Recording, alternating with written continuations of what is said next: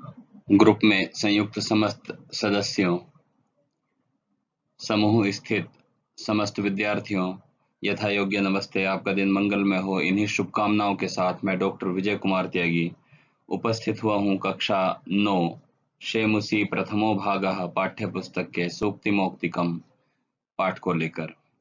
उससे पूर्व सुविचारः। बलवानप्यशक्तोऽसौ धनवानपि निर्धनः श्रुतवानपि मूर्खोऽसौ यो धर्म विमुखो जनः। अर्थात जो व्यक्ति कर्मठ नहीं है, परिश्रमी नहीं है, अपना धर्म नहीं निभाता है, वो शक्तिशाली होते हुए भी निर्बल है, धनी होते हुए भी गरीब है और पढ़ा लिखा होते हुए भी, शिक्षित होते हुए भी अज्ञानी है, अज्ञानी है। प्यारे विद्यार्थियों, पाठ का नाम है सूक्ति मौक्तिकम। पहले पाठ के नाम पर विचार करेंगे। यह शब्द दो शब्दों से मिलकर बना है, सूक्ति और मौक्तिकम। आइए पहले समझेंगे सूक्ति क्या होता है। यहाँ पर भी दो शब्द हैं, सु उपसर्ग है और उक्ति कथन, कहावत, कही गई बात। तो सु माने अच्छी और उक्ति माने कथन, कहावत, कही गई बात। सु में ह्रस्व उ यानी कि छोटा ऊ है और उक्ति में भी छोटा ऊ है। तो दीर्घ संधि का नियम है कि अकः सवर्णे दीर्घ जब दोनों तरफ एक समान वर्ण हो। एक समान का मतलब उ या ई या अ इस तरह से। तो यहाँ पर भी दोनों ऊ हैं, दोनों तरफ ऊ है।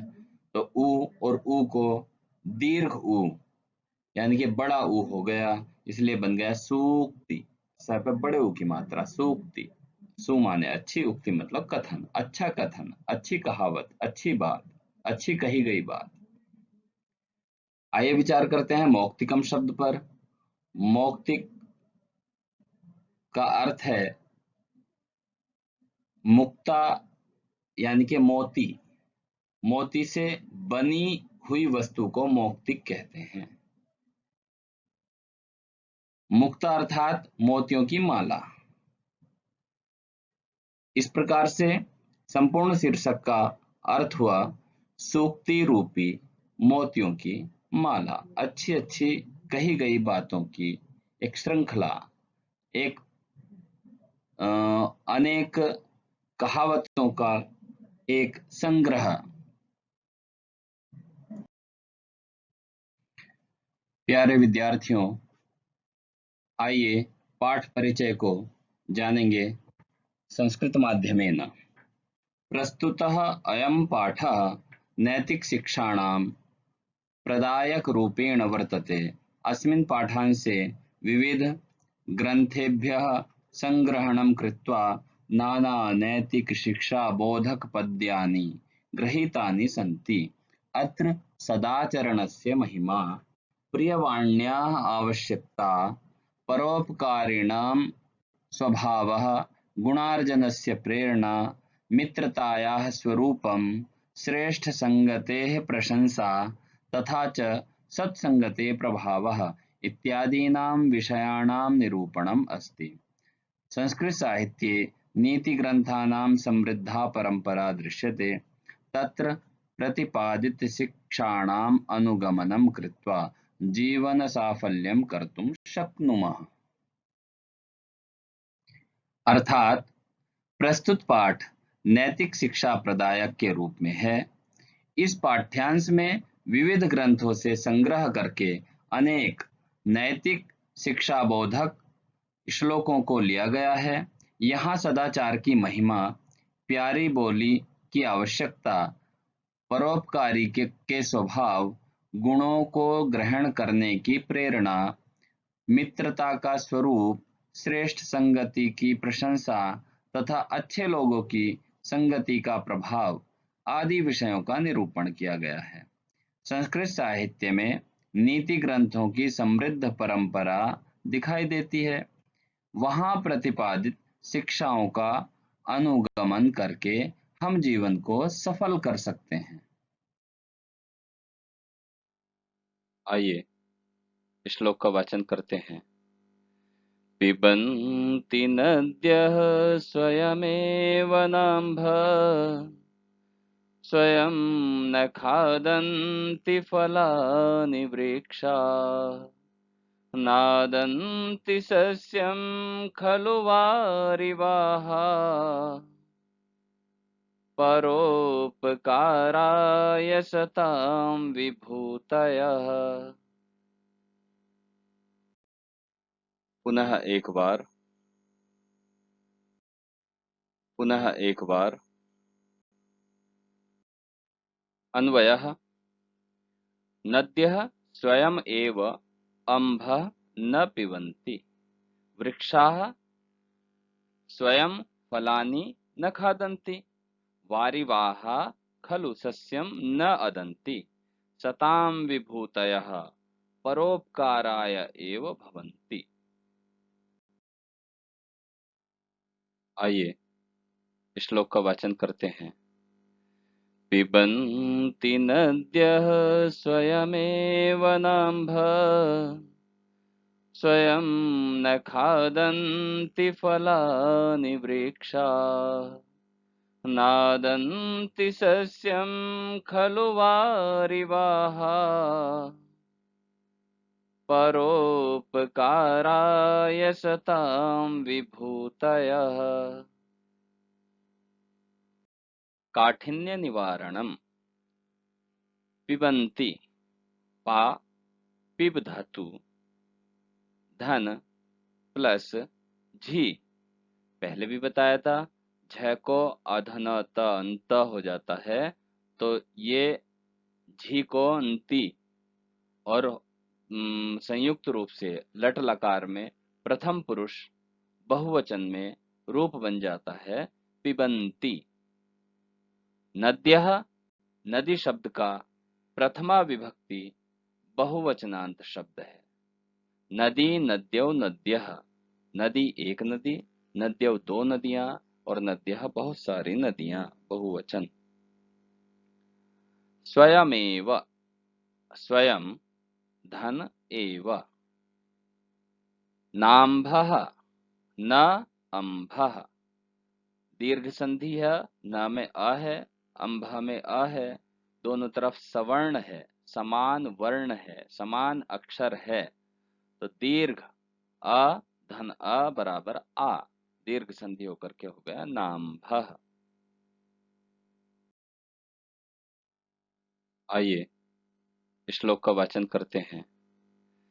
पिबन्ति नद्यः स्वयमेव नाम्भः स्वयं न खादन्ति फलानि वृक्षाः नादन्ति सस्यं खलु वारिवाः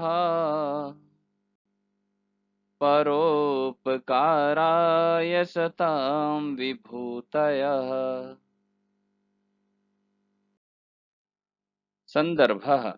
प्रस्तुतः श्लोकः अस्माकं पाठ्यपुस्तकस्य शेमुषी प्रथमभागस्य सूक्तिमौक्तिकं पाठात् समुद्धृतोऽस्ति। तत्रापि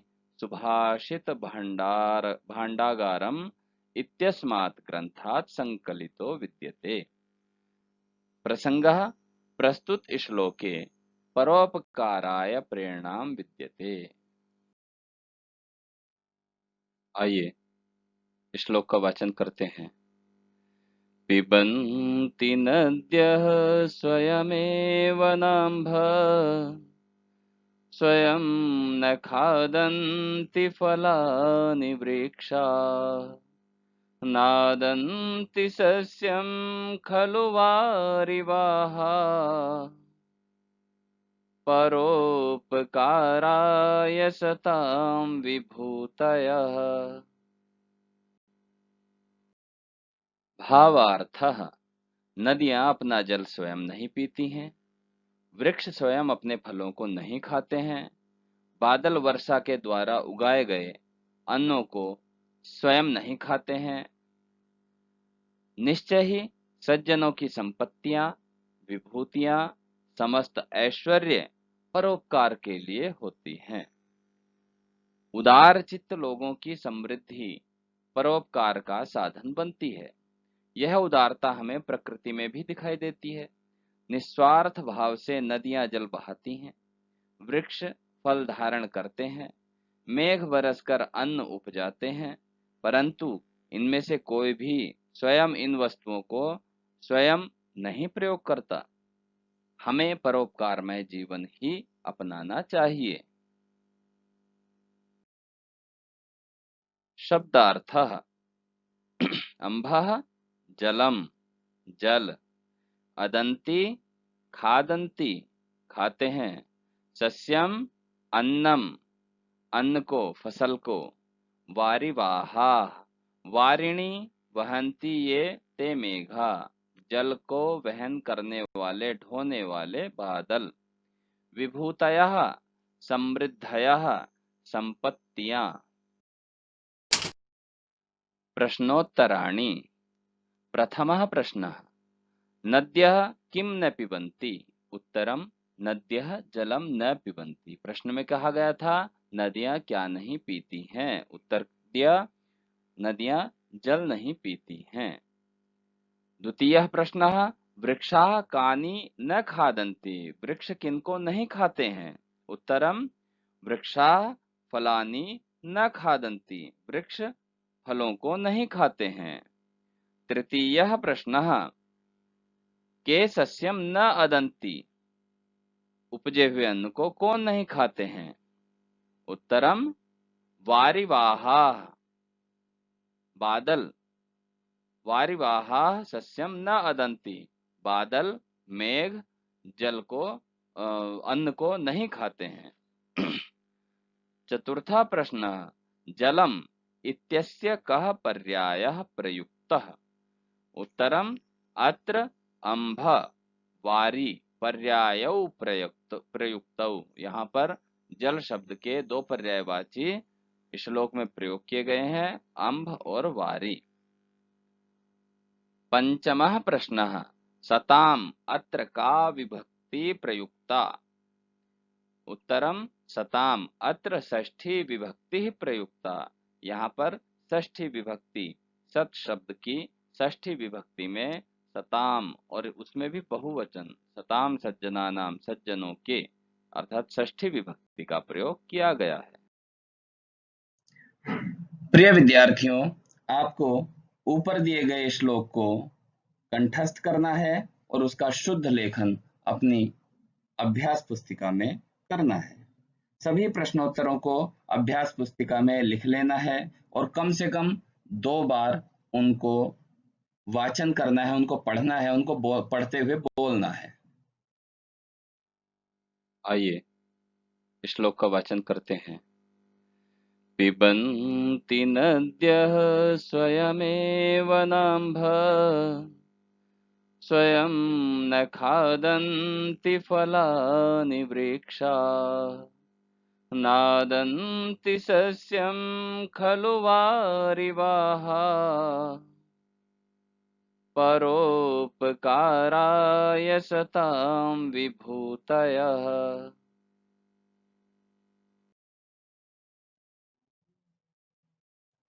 इस ई लर्निंग कक्षा के कुशल संपादन में आपके सहयोग के लिए मैं आप सभी का हृदय से धन्यवाद करता हूं।